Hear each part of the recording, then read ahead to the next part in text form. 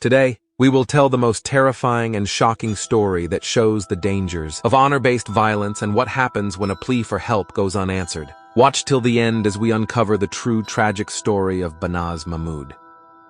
The Mahmods were a strictly traditional Iraqi Kurdish family from the rural Miradale tribal area of Khaladiza in Iraqi Kurdistan. Mahmoud Babakar and his wife Behya had a son and 5 daughters. The family sought asylum in the United Kingdom in 1995 when Banaz was 10 years old. Mahmoud was the eldest of 4 brothers living in the South London area. Although he was the eldest, the role of head of the family was taken by his younger brother. Banaz's eldest sister had an arranged marriage, as did her younger sister Paisy, who was married at the age of 16 to a man 15 years her senior.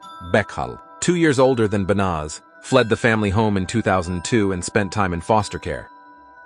The eldest 4 daughters had been subjected to female genital mutilation. Bekhal reported that she had been subjected to physical abuse and threats because she mixed with people her family did not approve of and experimented with Western clothing and hairstyles. She reported that an attempt was made to kill her and that her father threatened to kill her mother, sisters, and himself if she did not return to the family home. Instead of returning home, Bekhal lived in hiding, constantly moving and never leaving the house without wearing a full veil. At age 17, Banaz was forced into an arranged marriage with a man from the family's Kurdish native hometown of Khaladiza. By her account, he was 10 years her senior. Illiterate and old-fashioned, she described his mindset as something from 50 years prior. She came into contact with police throughout her marriage, reporting that she had been raped and beaten on multiple occasions. Her family were aware of the violence inflicted upon her, but told her that leaving her husband would bring shame on them. Despite this, and with the abuse continuing, she eventually left after 2 years of marriage. She returned to the family home in July 2005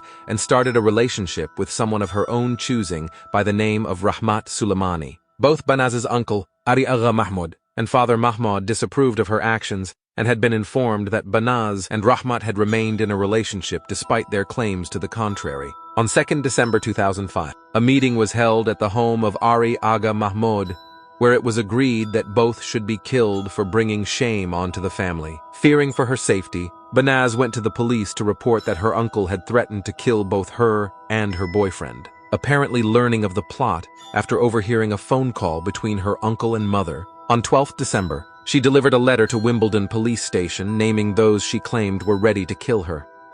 On New Year's Eve, the police were called to a cafe in Wimbledon where Banaz had arrived in a distressed state, saying that her father had tried to kill her. She was under the influence of alcohol, which her father had made her drink, and had injuries to her hands, having smashed a window during her escape.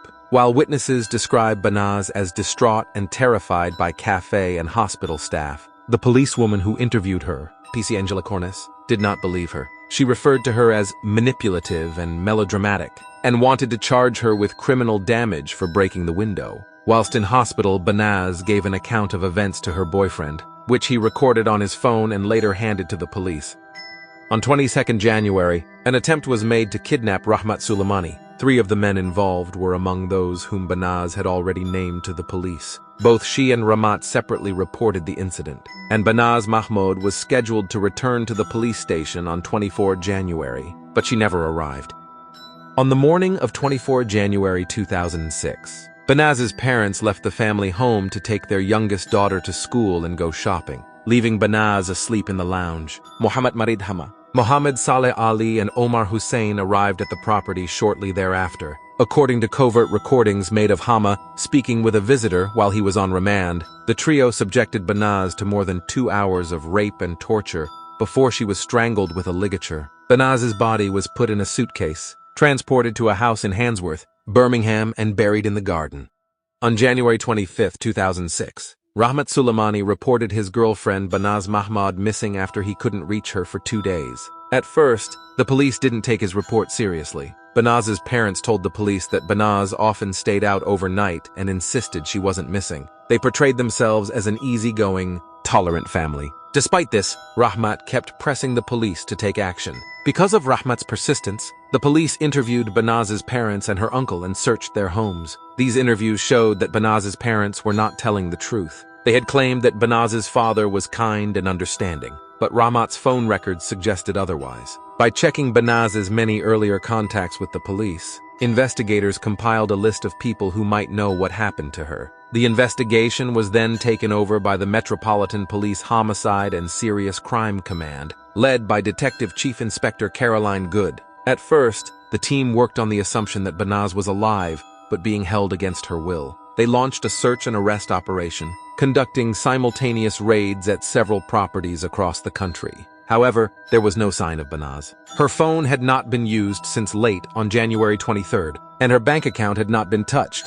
Banaz's father, her uncle, and other potential suspects were arrested, but they were uncooperative during interviews. Additionally, some members of the Kurdish community tried to hinder the investigation and protect those involved. Despite these challenges, on February 4, 2006, Mohammed Marid Hama was charged with murder. This decision was influenced by Rahmat Suleimani, who identified Hama as one of the people who had earlier tried to kidnap him and had threatened to kill both him and Banaz. While in custody, Hama was secretly recorded bragging about his role in Banaz's murder and how her body was disposed of. He implicated her uncle, Banaz Mahmod, and her cousins, Mohammed Saleh Ali, Omar Hussein, and Dana Amin. These recordings, along with phone and vehicle tracking data, led the police to Banaz's body, which was found on April 28, 2006. On May 1, 2006, Banaz's uncle Banaz Mahmod was charged with murder. A few months later, in August, Banaz's father, Mahmoud Babakir Mahmoud, was also charged with murder. After initially telling police that Banaz's funeral would be at Regent's Park Mosque, her family actually went to a mosque in Tooting. DCI Caroline Good said, "They lied to keep us away. When we arrived in Tooting, it was clear there were no funeral plans. Only our presence forced them to hold a funeral. Banaz was buried at Merton and Sutton Joint Cemetery in Morden, and her family left her grave unmarked." On June 26, 2007, a memorial service was held for Banaz at Morden Assembly Hall. Afterward, a granite memorial headstone was placed at her grave. Her family did not attend either event. Both Mohammed Saleh Ali and Omar Hussein fled to Iraqi Kurdistan after the murder. In October 2007, Scotland Yard were notified that Ali was in custody in Sulaimania, where he had killed a teenage boy in a hit-and-run incident. He was extradited in June 2009, in what was the first ever extradition from Iraq to the United Kingdom, a move described by DCI Good as making legal history. Hussein had been hiding out in a remote area of Iraq, shielded by his brothers, one of whom was Peshmerga, and the other a member of the Asayish security services. During a dispute with one of his brothers in December 2009, he was shot in the leg and was duly arrested when he presented himself at the hospital. Hussein insisted that he was not in the United Kingdom at the time Banaz was murdered, and that it was a case of mistaken identity. But UK welfare benefit records as well as photographic evidence from a previous arrest proved otherwise, and he was extradited back to England in March 2010. The first of 3 trials relating to the murder commenced on 5 March 2007 at the Central Criminal Court and lasted for 14 weeks. Suleimani and Banaz's sister Bechal testified for the prosecution. In the lead-up to the trial, both were subjected to threats and intimidation from within the Kurdish community and placed under police protection.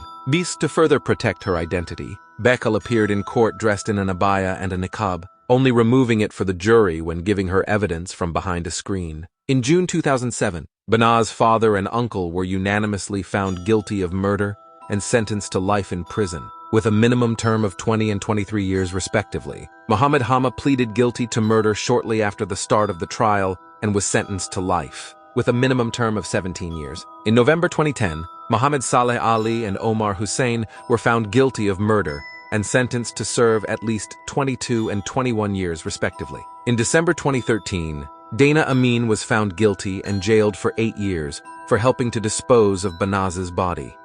This case highlighted the severe consequences of honor-based violence and the failure of authorities to protect those at risk. The tragic end of Banaz Mahmod's life sparked changes in how such cases are handled, aiming to prevent similar tragedies in the future. If you enjoyed this video, please like, share, and subscribe for more tales of the unexplained and the macabre. And remember, sometimes the most terrifying stories are the ones that are true. Until next time, stay curious and stay safe.